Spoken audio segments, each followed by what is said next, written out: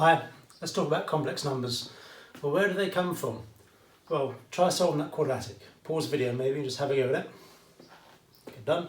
Right, how did you solve it? Okay, did you factorise it? No, of course not, because it won't factorise. Did you use the quadratic formula? Did you complete the square? I'm hoping you completed the square. If you didn't, try and get used to complete the square if you go from now on. Because it's quite easy, you see. You'd have x plus 3 squared, gives you the x squared plus 6x plus 9. And then when you add on another 16, yeah, that's it. Okay. And then you just solve it by just putting the 16 on the other side. X plus 3 squared equals negative 16, and then x plus 3. When you square root both sides, that's when, for most students, they're going to say, oh, it's impossible, can't be done. It can be done, just not with real numbers. Okay. If you use complex numbers, then we can do it. And this is effectively where complex numbers actually came from, okay? Because mathematicians had a desire to be able to solve this, because there's so many instances in mathematics where the square root of negative values actually comes up, so it helps us to solve a lot of problems, okay? It revolves around the premise of imagining there's a square root of negative 1, and that imaginary number is what we call I, imaginary number, okay?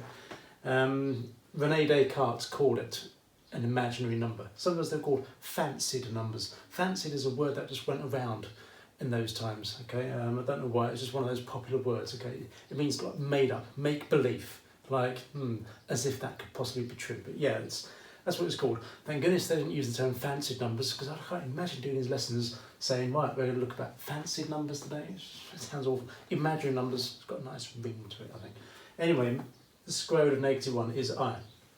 So let's just get back to this, okay? So when we do the square root of negative 16, okay, what I'm going to do is just rewrite root negative 16 as root 16 root negative 1. You should be happy that we can do that. We can split up the values underneath the root sign here, the radical sign, okay? And so that's just going to be 4 times by root negative 1, which is 4i. And we do it with any number, okay? We'll just square numbers because they're easier, okay? So root 225, for example, you know that is root 15. So if I say that is root negative 225, you can split it up into 15 times root negative 1, which is 15i. Okay, and let's have a non-square number. If you have root 8, you can work out what that is. So root negative 8, that's just the same as root 8, which we put as 2 root 2 I. Okay, and so any root of a negative number, you can always rewrite as root of a positive number multiplied by the root of negative 1. Okay, so that rather simple suggestion, a method, helps us to write down an answer to something like this. Okay, and that's going to be 4i. Okay, now when we're solving quadratics, just change the x because it's a bit horrible. When we're solving quadratics, you mustn't forget the positive or negative, okay? Because when we root both sides, you could have positive or negative 4i, couldn't you? So I'm going to put a positive negative in there as well, okay? Because when you square that, 4i squared, okay, that's the same as doing negative 4i squared, isn't it? Because when you square a negative value, you get a positive value as well, okay? And 4 squared is 16, and I squared, we said was negative 1, so that's negative 16, okay? So that's quite nice because it helps us to get a solution to any quadratic equation now, okay? And then just have your answers negative 3 plus minus 4i, okay? And these are what we call complex numbers, okay? I'm going to write for you what we mean by a complex number now, having just introduced that by way of a simple example, okay?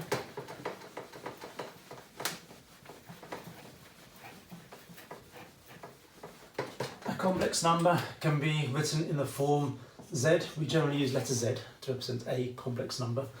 Okay, a plus bi, or sometimes we say x plus iy. I'll go for a plus bi for the moment, but later on I might change. Sorry. Okay, where a is what's called the real part. The real part of z is written like this: r-e-z. Okay, and the b is what's called the imaginary part. We write as i-m-z. Okay, so that's what a complex number is. Some people ask, what's the difference between an imaginary number and a complex number? An imaginary number, sometimes called a pure imaginary number, is just like this, 3i. That's a purely imaginary number. Okay? A real number is something like this, number 7. Okay? But when you combine the two together, like if you want to do 7 plus this, it becomes complex because we're mixing real numbers and imaginary numbers. So that's what a complex number is. So any complex number can be written in the form of some real part plus some imaginary part. Okay? And any complex number can be written in this form, a plus bi, and I'm about to demonstrate that for you. Okay? Before I do demonstrate it for you, I just want to quickly recap the number system for you. So remember the natural numbers. Let's just get the symbol for this right. Yeah, the natural numbers there. So counter numbers, 1, 2, 3, 4, etc. And then you've got the integers, which will get the symbol for that right. So you've got 0, positive, negative, 1, 2, 3, etc. Okay, remember the rational numbers. Okay, a number that come in the form a over b, sorry, different a and b, but a and b use a lot in number work. Okay, a and b, where b is not equal to 0, a, b, they are integers, and generally speaking they're irreducible as well. Let's just write it in, irreducible. So you remember the rational numbers. Real numbers contain all of those. Okay, so I've got all above, and I'm going to put irrational numbers. So irrationals, so numbers that aren't included in rational numbers like pi, e, root 2, any third number. Okay. And finally, you've got complex numbers here. C. Okay. Complex numbers. Okay. Complex numbers, they include all of the above. So it's a more complete number system. That's why complex numbers are really, really important, because it's the most complete number system we're going to use. So any natural number, integer, rational number, irrational number, real number is also included in this set of complex numbers as well. So it's a really important module this. Okay. But anyway, what I wanted to do was to explain to you why every single complex number can be written in the form a plus bi. Okay. And to do that, I'm going to show you how multiplication, division, addition, subtraction works. Okay.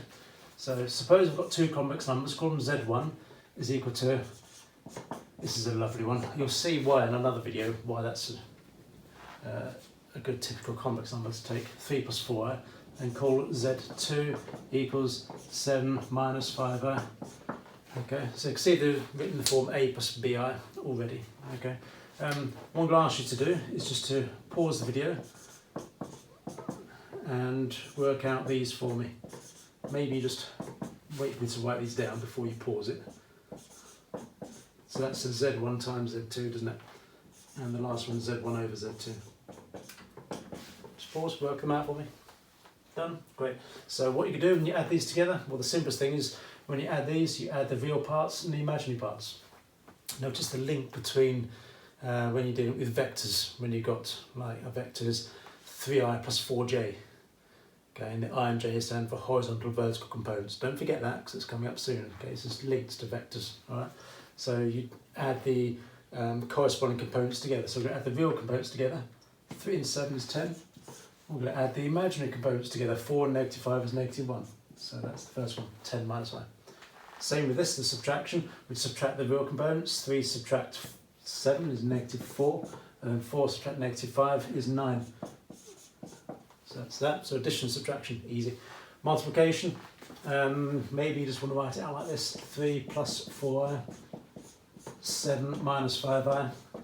And we'll come back to that later. So I need a little bit more space for that. Okay. I know what I wanted to do. It's not an easy one to forget. So here, and you just expand the brackets as normal. Okay. So 3 times 7 is 21. And then you've got negative 15i. And then you've got plus 28i. And then what's this going to be? Okay, positive 20. 4 times negative 5 is negative 20. I squared is negative 1, it's positive 20. Yeah. But then you can simplify it, put the real numbers together, so that's 41. And then this plus this is going to be 13i. Okay, 41 plus 13i. Now just note that all of these answers, here, here, here, they're all in the form a plus bi. Sort of demonstrated, not proved, demonstrated, is that whether you're adding, subtracting or multiplying complex numbers, you can always write them in the form a plus bi, a real and imaginary component. The final demonstration is with division. Right, so I'm going to divide those next. Dividing is kind of more interesting because there's a bit more to do. So z1 over z2, let's write it out as 3 plus 4i over 7 minus 5i, or what to do. Okay, it's a bit like rationalising the denominator, this one. Okay, so a similar question could be to simplify that. And you might say, well, why is it not simplified? It's because we always prefer the denominator of a fraction to be real. Okay, so our objective in a division question like this, or in simplifying a fraction like this, is to make the denominator real. Always. Doesn't matter what question you're trying to solve or do, you always want to try and make the denominator real. Okay, don't ever leave an answer like that, as in your answer is this. Always make sure the denominator is real. Okay, how do you get a denominator to be real? We multiply by what's called the conjugate of the denominator here. Right, conjugate, okay, introduce another term for you. There's a symbol for that, it's this, z star, okay, and that means z conjugate, okay. So suppose z is 7 minus 5i, then the conjugate is 7 plus 5i. The conjugate of this will be 3 minus 4i.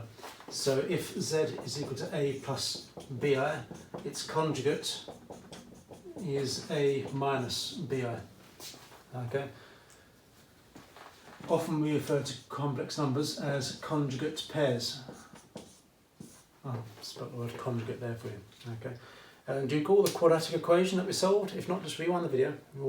Notice the answers were conjugate pairs. Okay, the answer was this plus or minus that. Okay, always going to happen. Always. Okay. Whenever you solve a quadratic, if the answers are complex, they always come up in conjugate pairs. Okay. Let me just go off on a slight tangent here. Okay. Whenever you solve any polynomial equation, whether it's a quadratic, cubic, quartic, quintic, higher, if one of the answers is complex, the other answer is also its complex root. I said that wrong. Also, it's complex conjugate. All right.